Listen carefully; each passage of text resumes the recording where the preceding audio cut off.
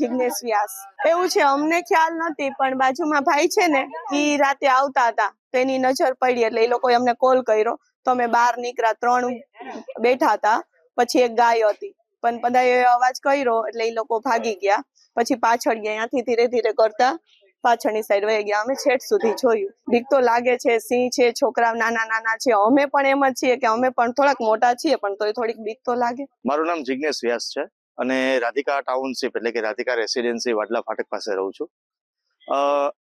અહીંયા છેલ્લા અઠવાડિયાથી દીપડાઓ અને સિંહનો ત્રાસ વધી ગયો છે. આમ જો કે ત્રાસ ન કહેવાય, પણ એક વન વિભાગની બેદરકારી કે જે તમે જોઈ શકો છો. આ બાજુ ગૌશાળાના સાઈડમાંથી બધું એ જંગલ વિસ્તાર જેવું છે, ત્યાંથી રાત્રે આવે છે.